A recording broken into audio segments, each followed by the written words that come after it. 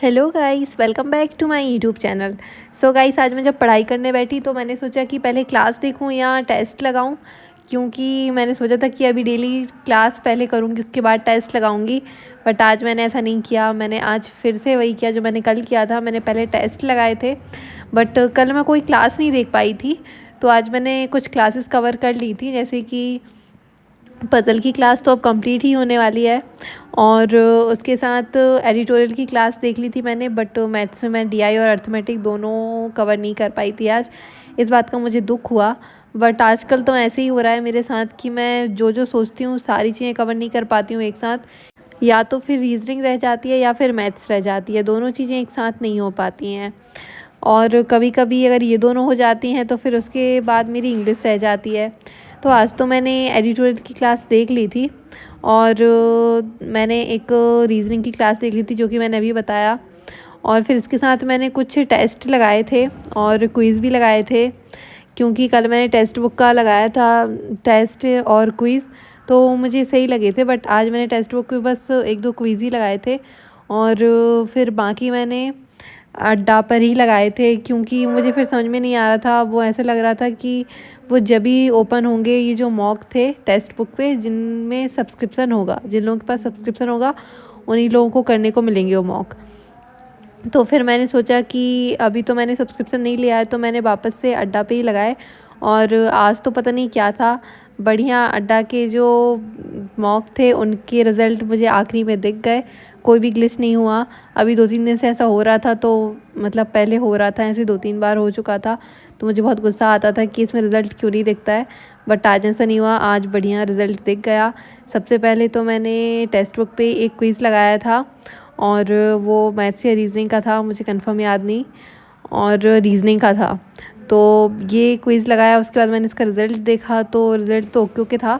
But इसमें जो start करते हैं उसमें इतने सारे ऐसे ओके ओके करना रहता है, नेक्स्ट ओके, जैसे कि बिल्कुल एग्ज़ाम ही शुरू होने वाला है। चलो मॉक है, इतना बड़ा है तो ठीक है, बट ये 5 मिनट के क्विज़ के लिए वो पूरा एग्ज़ाम वाला फील करा देते हैं।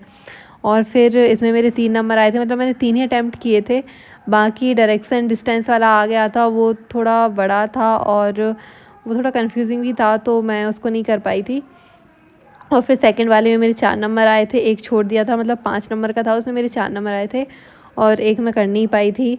मैं करने ही वाली थी, अप्रॉक्सीमेशन का था, तो इसलिए मेरे 4 नंबर आए थे। और फिर उसके बाद मैं लगाने बैठ गई थी एक मॉक टेस्ट जो कि था आरआरबी का, प्रीवियस ईयर का आईबीपीएस आरआरबी का था। और मैं इसकी स्टार्ट करने की वीडियो नहीं बना पाई थी, क्योंकि मैं भूल गई थी। और मैं ये भूल गई थी कि मैंने कैमरा तो ऑन कर लिया था, बट मैंने वीडियो स्टार्ट नहीं की थी। और फिर बाद में जब मैं वीडियो एडिट कर रही थी तो मैंने देखा कि इसमें तो वीडियो है ही नहीं। फिर मैंने समझा कि मैं शायद उस पर क्लिक करना भूल गई थी स्टार्ट वीडियो पे, सो वीडियो नहीं बन पाई थी। तो मैंने लास्ट में जो रिज़ल्ट था उसकी वीडियो दिखाई है। और रिज़ल्ट तो इसका, जैसे कि उस बार जब मैंने लास्ट टाइम दिया था ये एक दिन पहले, तो उसमें 39 स्कोर आया था। आज भी शायद 39 ही आया है, नहीं आज 41 आया है, तो मतलब 2 बढ़ गए हैं स्कोर। और आज मुझे इस बात की खुशी है कि मैं जो रीजनिंग की क्लास वापस से देख रही हूँ पज़ल की, उसका कुछ तो इम्प्रूवमेंट हो रहा है। क्योंकि पहले मुझे पज़ल बहुत ज़्यादा टफ़ लगते थे और बहुत ज़्यादा टाइम लग जाता था मुझे रीजनिंग में, और 20 मिनट में मैं 10 से 11 क्वेश्चंस ही कर पाती थी। और आज मैंने जो आरआरबी का दिया था क्लर्क का, उसमें 25 मिनट थे और मैंने 33 क्वेश्चंस कर लिए थे। तो मुझे बहुत खुशी हुई कि चलो ठीक है, मैं ये जो पढ़ रही हूँ कर रही हूँ, वापस से क्लास रिपीट, इसका कुछ तो फ़ायदा हो रहा है, और प्रैक्टिस कर रही हूँ इसका कुछ तो फ़ायदा हो रहा है। पता नहीं मुझे ऐसा क्यों लग रहा है कि पेपर ही इजी था इसलिए मैंने इतने ज़्यादा अटैम्प्ट कर लिए, या फिर सच में मेरी स्पीड बढ़ रही है। मैं थोड़ा कंफ्यूज़ हूँ। अभी 1-2 मॉक और लगाऊंगी ना, तब मुझे कंफर्म पता चलेगा कि सच में कोई इम्प्रूवमेंट हो गया है मेरी स्पीड में, और जो कॉन्सेप्ट क्लियर हो गए हैं उसमें, या फिर बस ये जो मैंने मॉक लगाया था वो ईजी था। लेकिन मैथ्स की हालत तो बहुत बुरी है गाइस। मैं ना इसमें 15 क्वेश्चंस ही कर पाई थी, और स्पीड तो स्लो है ही, इसके साथ तो इसमें जो सिंप्लीफिकेशन है वो भी ज़्यादा नहीं आया था, और अप्रॉक्सीमेशन आ गया था, और मिसिंग नंबर सीरीज़ आ गई थी।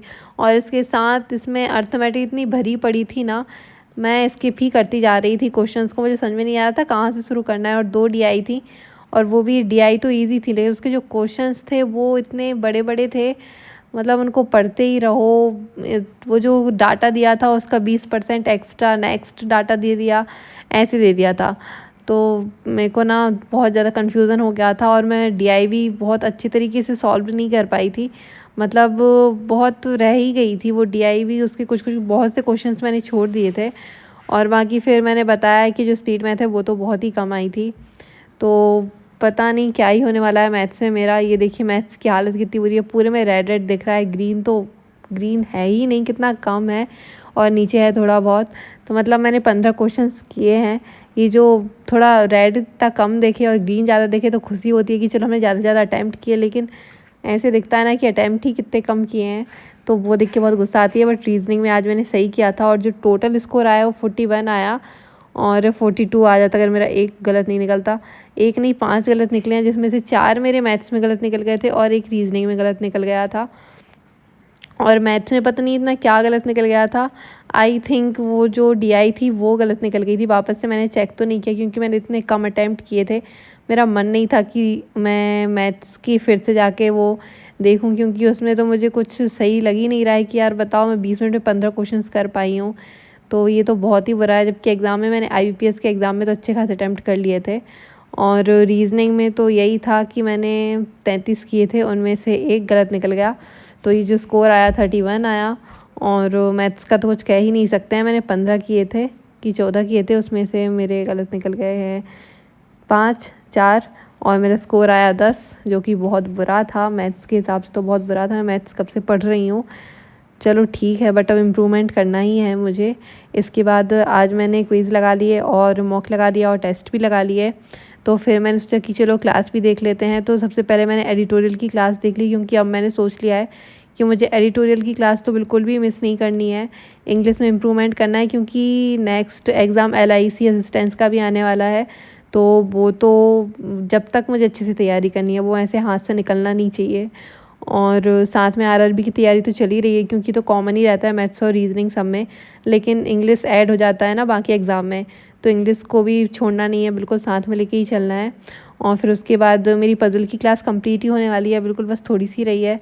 तो जितनी रही है मैंने सोचा कि आज इसे कंप्लीट कर लेती हूँ, 1-2 कॉन्सेप्ट और रह जाएंगे तो वहाँ के देख लूँगी। बट रीजनिंग और इंग्लिश की क्लास आज मैंने देख ली थी, बस मैथ्स की नहीं देख पाई थी, टाइम ही नहीं हो पा रहा है मैनेजमेंट पता नहीं मुझसे क्यों।